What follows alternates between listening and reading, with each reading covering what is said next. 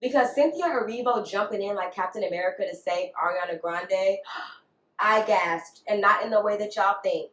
Let's get into it. Y'all, I gotta talk about this viral story of this fan that tried to, run up on Ariana Grande, and Cynthia Erivo got into her bodyguard bag to karate fight and chop the man out of the picture. Guys, like, she is single-handedly setting soft women, and dare I say soft black women, back 500,000,672.8 years. And I'm just not here for it. I'm here to actively erase what Cynthia Erivo continues to put down. Now, before we get into this, I'm getting ahead of myself. Let me introduce myself, y'all. How rude can I be? Hey, welcome back to my channel. And if you're new, then hello. My name is Jessyka Banks. I am so excited to have you here on this channel. We talk about all things femininity, glow up, productivity, and today, what not to do if you want to actually live a soft life and change the optics of, like, black women in luxury. Because Cynthia Erivo, she is the op. Like, and I'm not saying that she's an op intentionally, because maybe she's not, but she continues to do things that sets the soft woman back. And before I can already hear the comments, everybody don't want to live the soft life. Cynthia Erivo is a masculine presenting lesbian, and I get it. However, it's bigger than Cynthia Erivo, okay? We are talking about the optics, not the intention, not the headline, the optics. The optics of this dark-skinned, masculine-looking black woman jumping up and physically putting her body in harm's way to protect the white damsel in distress. It is time for us to finally burn the cape. And I understand, guys, it is okay to want to protect your friends, but not in the way that literally puts you in the line of fire. Let's talk about it. Y'all, we keep hollering about soft life, and by we, I mean me. I am like soft life or nothing, babe. Yet we keep doing stuff like this, or uplifting things like this, or, cheering on acts like this. This is not okay, guys. This is setting our soft life selves back. Soft life, baby, no. Not if we keep doing this. This is giving very hard. This is giving concrete. This is giving the souls of Air Force Ones. This is giving the bar exam for Kim Kardashian. Like, this is giving very much so hard life. Soft life is nowhere in the picture, and I'm not feeling it. Y'all know my motto, it's soft life or nothing. So I know I keep yapping. Let me back up and give you guys some context so you'll know what's going on. So as you know, Wicked for Good, which is part 2 of Wicked, is coming out this Friday. Y'all, I'm literally sat. I cannot wait. I'm super excited about the show.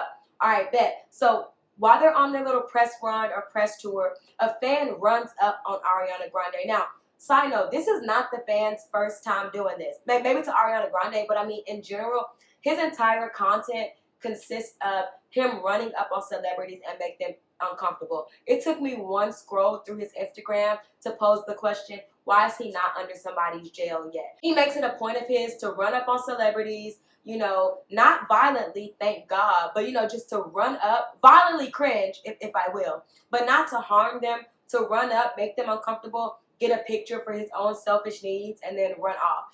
He has been caught doing this many times, to The Weeknd, to so many other people, and it makes them feel uncomfortable. And as you can imagine, it's also very jarring for someone to just be running up to you full speed with that, like, big, like, scary grin. Like, I'm scared even through the screen. I was scared. So I understand Ariana Grande being like taken aback, but y'all, before the bodyguard could even do his job, the one in which he is getting paid for, Cynthia Erivo, big bodyguard head ass, jumps in, get off of her, get off of her. And everybody on the internet right now is literally applauding her for this action. And I'm going to have to be the contrarian here.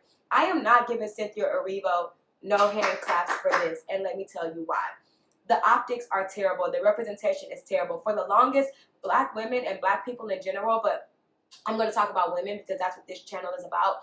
We have been used as the mules of society. We have been known as the strong black woman. And I really believe that Cynthia is leaning into this trope, like, hard, man. Like, she is leaning into this trope so hard. And the thing is, I don't know if it's intentional or is it just something that she has been taught like the rest of us our entire lives. I used to always hear every day, you come from a long line of strong black women, right? But why do we never hear strong white queen? Why do we never hear strong Asian boss girl, right? It's always synonymous with black people because society does not believe that black people needs protecting, you know, and I hate to take it that deep, y'all, but it's that deep. Society does not see black people, and again, I'm talking about black women specifically, as an entity to be protected. So instead, as a defense mechanism, we embody the whole strong black woman trope. And though I'm so anti this trope, I'm not gonna like poop on the people that have embodied this, the people that have taken on this role with pride, because I understand that was bred out of trauma. You needed to be the strong black woman because nobody was going to be strong for you. And so I understand it. But in 2025, we are actively working to undo and unlearn those tropes. You're allowed to be a damsel in distress, Cynthia, whether you knew that or not. Newsflash, you are. And just like that other white woman that stood right next to Ariana Grande and did nothing and froze in fear, just like you should have, and waited for the professionals to jump in, she understands her role in life. She has been allowed to be a damsel while you have been taught to be strong. And I'm talking I'm not just talking at Cynthia. I'm talking to all of us, to me, to you watching this video. You do not have to always be the first line of defense. And not only are the optics bad of that, it's dangerous. Like, it is dangerous. We don't know. Thank God that fan was not trying to be aggressive or violent or anything of that nature, but at the time of him running up on Ariana, we did not know that. So Cynthia literally put herself in the line of fire in the name of protecting Ariana. And let's be honest here. Would Ariana have done the exact same thing for Cynthia Erivo? We'll never know, but it's giving, I highly doubt it. It's just, she has really embodied the whole damsel in distress, and that's something as black women we need to tap into more. And not even just as black women, as soft women. If you desire that soft life, that's something that you need to tap into more. Not only does it tell the people that were at that press conference, but it tells society that we deserve to be protected too. But when you jump in like the Hulk to protect your friend, it shows people subconsciously that we don't need protecting, that we instead can be the protector of everybody else. This is the same critique I had in Sinners. Sinners is great. I know at this point everybody has seen the movie a few times, especially if you're black. I love Ryan Coogler. I love the movie. I love everything. But there were some optics that I did not agree with, namely Mary being the spiritual mammy for everybody involved. Like, she took it upon herself to take on the spiritual warfare of protecting not only two grown-ass black men that did not protect her, because we know what happened to her fate at the end of the movie, but also the octoroon. No, Mary was the octoroon. Annie was the mammy. You guys know who I'm talking about. So Annie was the spiritual mammy for everybody in the movie, including the octoroon Mary, right? And it is not lost upon me that Annie was fat and dark-skinned. Now, in real life, what's her name? Because she's gorgeous. The lady that played Annie in real life, let me look it up. Wumi, her name is Wumi Mosaku. If I'm saying that wrong, I'm sorry. But Wumi is actually drop dead gorgeous in real life. But they didn't even give her a feminine makeover until she was literally dead in the movie. So I was not feeling that. But just like in that movie, Annie literally played the spiritual mammy, the protector for everybody in the movie, and nobody was able to protect her. Matter of fact, we saw her gruesome death on screen while Mary was able to get a cute little off-screen bite, you know. And so it's just the optics, guys. Now, I do want to talk about intention, okay? I know that sometimes, okay, let's back up. There has been so many speculation with this whole relationship between Cynthia Erivo and Ariana Grande. They got like 12 matching tattoos, including each other's initials. In every interview, they're just like wildly intimate, like in ways in which you're like, are they secret lovers? Which I'll be here for. Like, I'm not, hey, no tea, no shade, you know, but it always gives, there's something else there that maybe as the audience we're not aware of. It kind of looks like we're like sneaking in on something. Like we're looking in on something that we shouldn't have no business looking in on. That's how all their interviews are given. But there's something else that I want to mention in the interviews. Even though they mutually give like a weird in love vibe, Cynthia is the one that gives actually in love. She's the one that's always fixing Ariana's collar and her necklaces, or, you know, always the one, the protector, while Ariana's always playing the damsel in distress, the I'm just a girl trope, and Cynthia is like the warrior. Speaking of warrior, I'm gonna post this picture because somebody literally was like, Cynthia to the rescue of Ariana, and they had her like literally looking as masculine as possible. And here's the deal. As Black women, we deserve all types of representation. Yes, we can also be strong, but we have been overrepresented in that area. It's time to give us some soft representation. I would have loved to have seen Ariana jump in front of that fan for Cynthia. Actually, no, I wouldn't have, because no women should be putting themselves in harm's way when there's a paid bodyguard right there to do their job. Matter of fact, they need to be fired, though. If the fact that Cynthia was even able to be quicker than the bodyguard shows that that bodyguard probably does not need to be employed. You know what I'm saying? Okay. Anyway, so the internet is praising Cynthia as like the real bodyguard. Meanwhile, the real bodyguard was standing there buffering, thinking, not bodyguarding, and not putting his body in harm's way the same way in which Cynthia did. And she ain't even getting paid. You know what I'm saying? So make it make sense. Because here's the deal. Cynthia was there as a soft woman, whether she typically presents as a soft woman or not. She was in a gown. She looked amazing. Nails on point, on a press tour, not active security.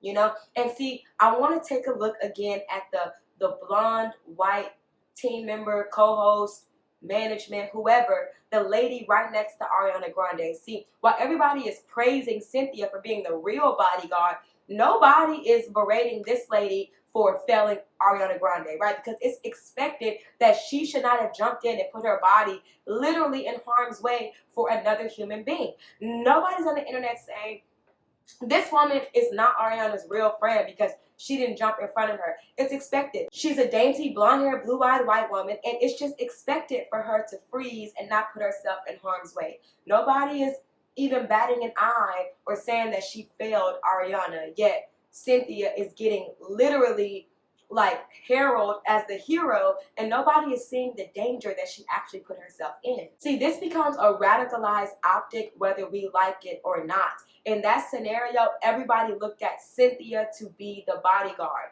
Nobody even rated this other woman as a protector. She was able to be soft, girly, feminine, needing protecting, right? The bodyguard didn't even come in and protect Cynthia when she jumped in. Like, Cynthia was left out there by herself because as a collective, we all say, oh, of course the Black girl got it. Of course Cynthia can handle it. Of course she's strong, she's bold, she got it. She doesn't need our assistance. And that literally could be life or death for us as Black women. We need society to see us as entities that also need protecting. I'm not saying that you are helpless as a Black woman. There are plenty of us. We are not a monolith. There's so many different tropes of Black women, but all of us deserve to be protected in situations like this and in other situations in life. This plays into that visual narrative that Black women are the protectors, not to be protected. And media loves showing Black women absorbing all the danger, the pain, the risk of these situations. Like, again, we need full representation. I want to see Black dainty fairies and princesses. Like, that's what I want to give. The one time we got a Black princess, she spent 75% of the movie as a damn frog. Like, I am trying to see Black daintiness. Like, that is what I am into. And again, I understand that everybody does not want to subscribe to this trope, just like everybody does not want to subscribe to the strong Black woman narrative. Like, we need representation across the full spectrum, okay? Not one side or the other, all of it. I want to see it all. I want to see Black wizards. I want to see Black fairies. I want to see Black space cadets. I want to see Black princesses that are not frogs. I want to see that. That's what I'm into. See, people see Black women as like safe, sturdy, and like the protector. This reminds me of, I literally saw on TikTok, I don't know if you guys saw this. This was crazy because I didn't know this. White women, or just non-black women, got on the camera, set their camera up just like I am right now, and literally were telling their kids, if you are ever lost or in trouble, find a black woman. That's your best bet because they're safest. Now, everybody on the internet bigged this up as like a nod to black women and homage to black women, but this was terrifying to me. Like, what do you mean find a black woman when you are in danger? We are not Ghostbusters, right? We are not like the mules of society. And I can promise you, we are not telling our kids to find you when they're in danger. Like, that is just such a weird responsibility and role that you put on black women, but even without their knowledge. Nobody told me that some white kid will be running up looking for me when they're in danger. Of course, I'll help any kid in danger if I have the ability to, but can you imagine that role just been given to me by society or by white parents, white mothers around the world without even my knowledge or consent? Like, it's a crazy world that we live in. It's just societally accepted that black women are here to protect you. Black women don't need protection because they are the protectors. So, like, they're cool. It's a repackaged rebrand of, like, the black body is stronger, so they're able to endure more pain and